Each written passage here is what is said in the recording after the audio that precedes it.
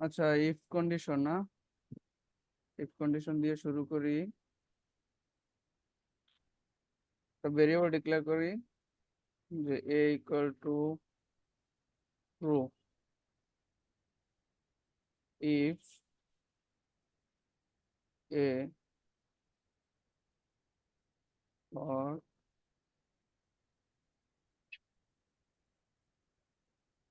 yes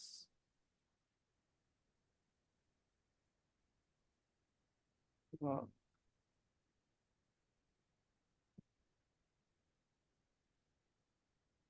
no। এটা কি lock করবে? এটা কনসোলে কি আসবে?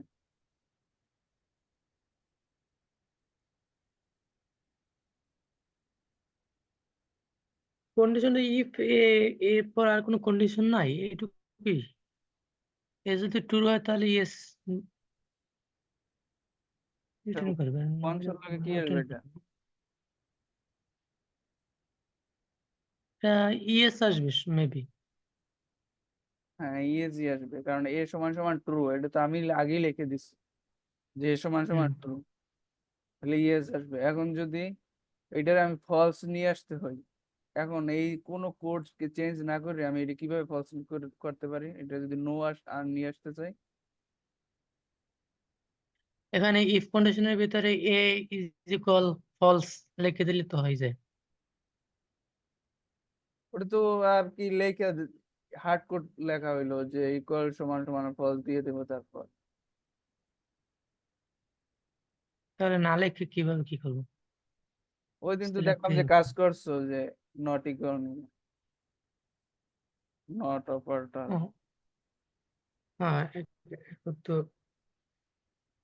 এই যে ফলস লিখে দিলেও তো হইবে, বা নট ইকুয়াল দিলেও তো হইবে এরকম। যে নট এ মানে কি? নট এ এ যে নট এ মানে ফলস হবে, ট্রু না।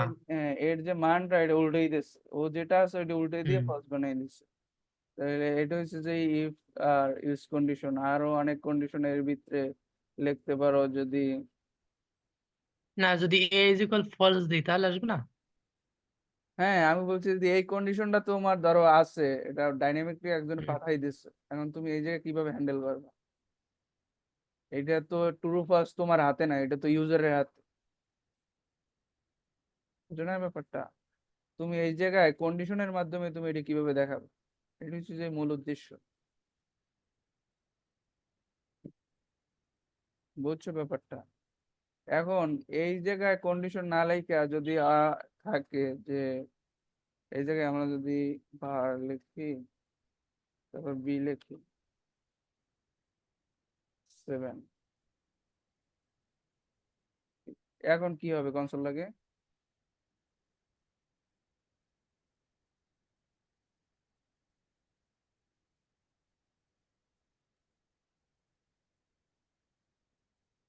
কনসোল লাগ কি হবে এখন? এখন তো ইয়েস ইয়েসই আসবে। ইএস আসবে কেন? B is equal 7। B equal তো এটা 7 বুঝলাম, এটা তাহলে বি দিতে দিলাম কন্ডিশনের ভিতরে, তাহলে বি এখন ইএস আসবে কেন কনসোল লাগে?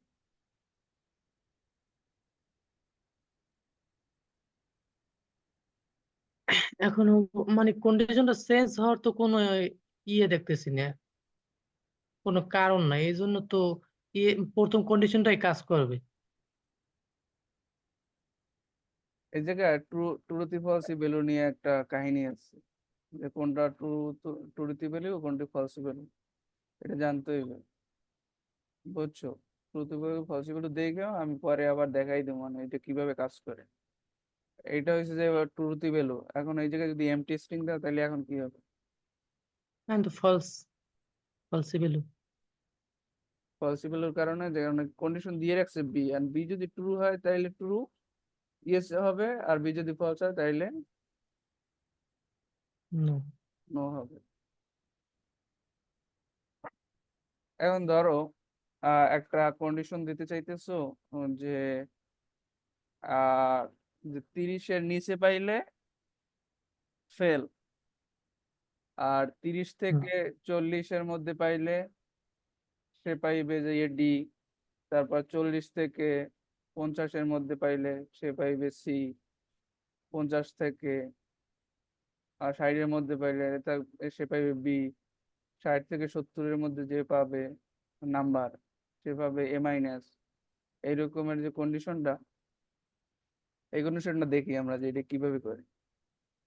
আমরা প্রথমে একটা এই ভ্যালু, হার্ডকোড ভ্যালু লিখে দিই, var রেজাল্ট টু 60 পিস। কন্ডিশনটা শুরু করতে হবে কিভাবে?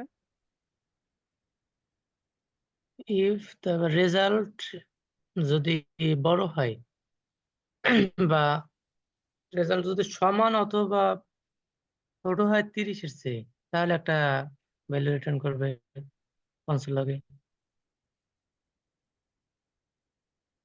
আচ্ছা, এটা যদি আমরা একটু ঘুরাইয়া বড় থেকে করি, ধরো রেজাল্ট। না, কন্ডিশন তো দিলেই হয়, সমস্যা কি? হ্যাঁ, ঘুরাই। একভাবে দিলে ছোট থেকে হ্যাঁ, বড় বা বড় থেকে ছোট। একটা বোঝো যে তুমি যদি এই রকমের দাও ছোট থেকে বড়, তাহলে দুইটা কন্ডিশন অ্যাপ্লাই করতে হইতেছে। কোড কিভাবে আর কি শর্ট করতে হয় এটা তো জানতে হবে। এখন ধরো এরকম দিলাম, প্রথম দিলাম যে রেজাল্ট যদি কত হয়, 30-এর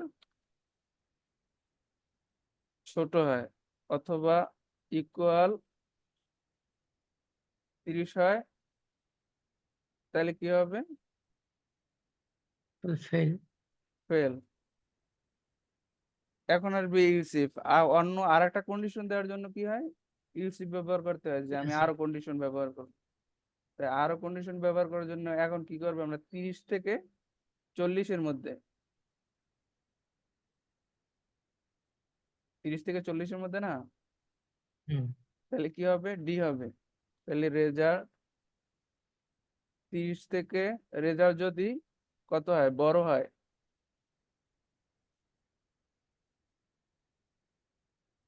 30-এর, এবং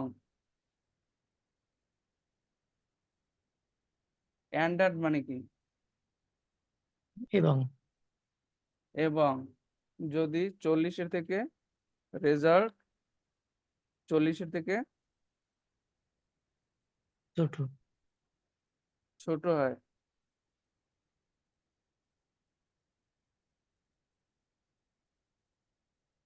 অথবা ইকুয়াল হয়, তাহলে কি হবে, ডি হবে।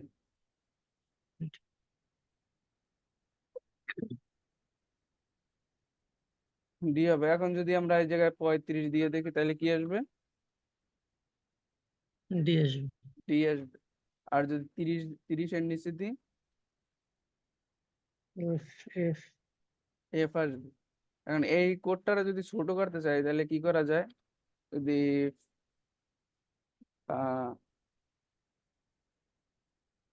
রেজাল্ট যদি বড় হয় 80-এর থেকে,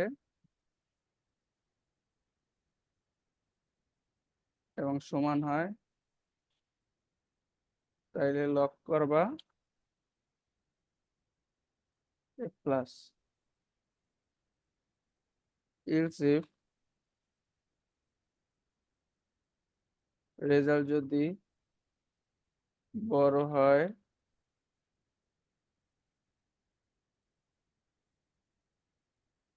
70-এর থেকে,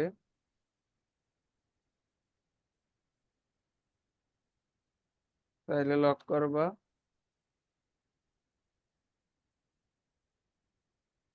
এ মাইনাস। এখন ব্যাপারটা কি দাঁড়াইছে, বুঝতে পারছি বিষয়টা। এখন মানে ওই ছোট থেকে যদি নিচ থেকে উঠি, তাহলে দুইটা কন্ডিশন লাগতে আছে। লিখতে হইতেছে, আর আর এই আমি জায়গায় একটা যখন কন্ডিশন শর্ট, লিখে করা যায়। হ্যাঁ একটা কন্ডিশন লিখলেই আনা, এটাও চিন্তা করতে হবে যে কোড কিভাবে শর্ট করতে হয়। ঠিক আছে, এইটারে পুরোপুরি ভাবে করবা। এই যে একবার রেজাল্টটা যেরকম বাইর করবে, আমি একটা ভ্যালু দেবো, ওই ভ্যালুটা জানি সবভাবে কাজ করে। ঠিক আছে, আচ্ছা। এটা হলে ইফ ইলস। আর ইলসে যে কি হবে, যদি এর ধরো কেউ দিল 100-এর উপরে, এই প্রথম ভ্যালুটা কিন্তু 80-এর উপরে দিলে এই জায়গায় আরেকটা কন্ডিশন দিতে হবে, কারণ 100-এর উপরে চলে গেলে তো আবার হইবে না। এই একটাই একটা কন্ডিশন লাগবে প্রথমে, যে 80-এর উপরে এবং রেজাল্ট যদি 100-এর নিচে থাকে এবং সমান থাকে। বুঝছো? হুম। না হয়তো 80-র উপরে চলে যাবে। এরপর ইউসে কি হবে, যে এর যদি দোনোটার একটাও না হয় তাহলে কি ইউসে আসবে, এটা তো জানো। হুম। না বুঝলে বলবা, পরে যে বলো যে ভাই বুঝি না ওইটা, তাহলে কিন্তু না, ঝামেলা। ঠিক আছে। আর বলবা, বুঝেই দেবো, সমস্যা নাই। এই জায়গায় যে কোনো কিছু একটা দেখাইলা এই রকমের, এই যে রেজাল্ট বাইর করার এটা ঠিক কন্ডিশন। আছে, এটা আমি অ্যাসাইনমেন্ট হিসেবে করে নিতে পারে পুরোটা। অ্যাসাইনমেন্ট হিসেবে করে দিও। আর এখন হবে কি সুইচ কেস না? সুইচ কেস দেখছো? হুম। হ্যাঁ, সুইচ কেস দেখছো? হ্যাঁ, দেখছি। পারো সুইচ কেস? পারি, মোটামুটি সুইচ আমার মতো করে পারি। সুইচ কেস দিয়ে কি রেজাল্ট বাইর করতে পারবা? স্কেচ দিয়া হুম, সম্ভবত সম্ভবত না, পারবা কিনা, নাহলে মনে সুইচ হয় যে কেসের পারা কাজ যাবে। একটু আর কি কিভাবে কাজ করে এটা বুঝিয়ে দেবো।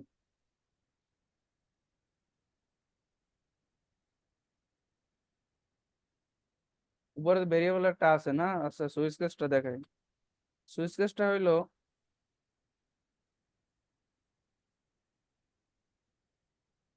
এই হইছে স্টেটমেন্ট। সুইচ সুইচ কেসের স্টেটমেন্ট এইরকমের লেখে।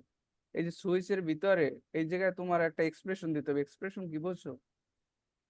হুম, এই যে ভেরিয়েবলটা পাস করতে হবে যে। যাই কিছু পাস করো, এই সুইচের মধ্যে যা দেবা এই অনুসারে ও ভিতরে কেসকে কাজ করে। ব্যাপারটা হুম, বুঝছো? হুম, সুইচের ভিতরে একটা এক্সপ্রেশন দেবা, ধরো এই জায়গায় তুমি অ্যারো দিতে পারো, যা কিছু ইচ্ছা দিতে পারো, এটা একটা এক্সপ্রেশন। ওই এক্সপ্রেশন তা অনুযায়ী ওটা অর্থবোধক হইতে হইবে না?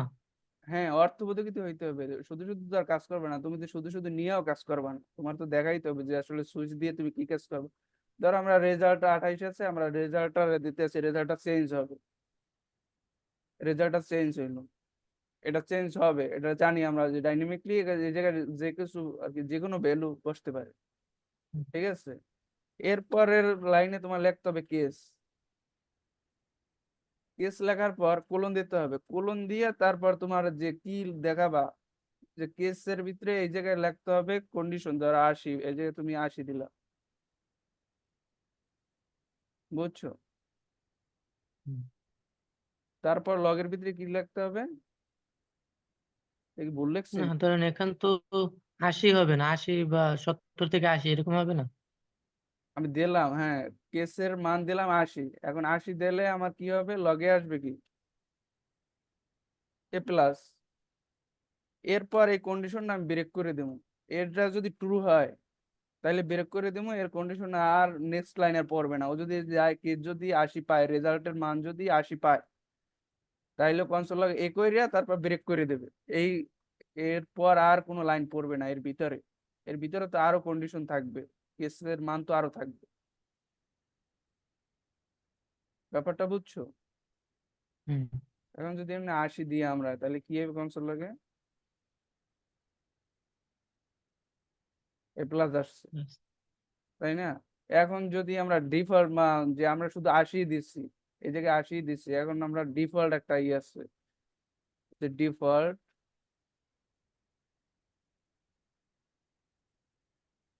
ডিফল্টে তুমি যে একটা লক করে দেবা,